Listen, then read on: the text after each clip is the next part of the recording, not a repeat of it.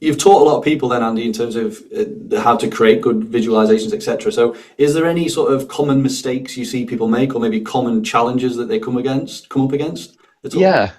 Um, Let me try and reduce this list from a million to about three or four.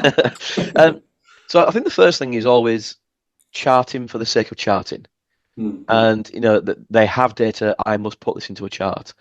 Um, and again, it's easy for me to say from the distance, just don't make that chart. But sometimes we don't have the brain space to step back and think, what is it I'm trying to convey? What's the message? What's important about this? Sometimes we make these things because it just kind of keeps things moving. So maybe if there's a chance, we just the time of recording, we're just reaching the end of this international break in football. mm, Maybe this is the window of opportunity for some to say, right, let's have a little bit of an amnesty. yeah, Do we need to do all these charts all the time? So the relevance of that analysis, the relevance of a chart is perhaps the first thing.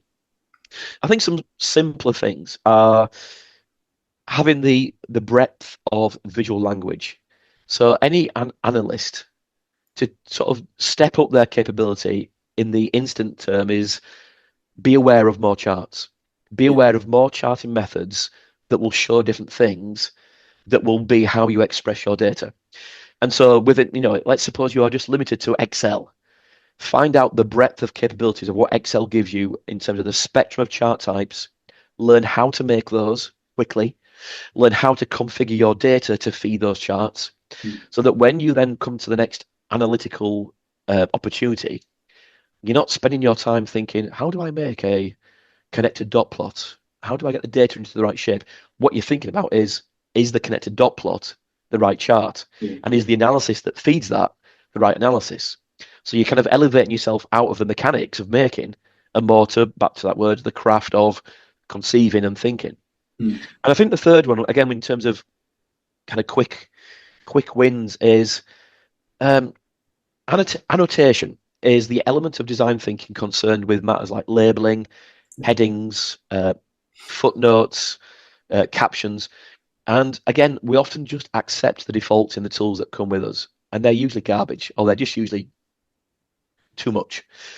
Ask yourself, do I need all those grid lines? Or am I creating clutter? Do I need all these labels on the x-axis for every date of the year? mm, Maybe it's just months. Do I need, can I add commentary with a little text box that if I was sat with this person in this meeting room to say, have you seen that there? But I'm not sat there, I mm, can do it in the caption. I can tell them something, mm, highlight something. Titles, rather than just saying number of widgets broken down by category over time, use that to say something. The most successful passing network is X or whatever it is. mm, So use that to give a headline. If the person doesn't go any further with the chart, they've got something from it. And also, lastly, colors. yeah, Again, think about coloring. Coloring is there to either associate with categories, it's either there to show range of quantity values, or it's there to emphasize things.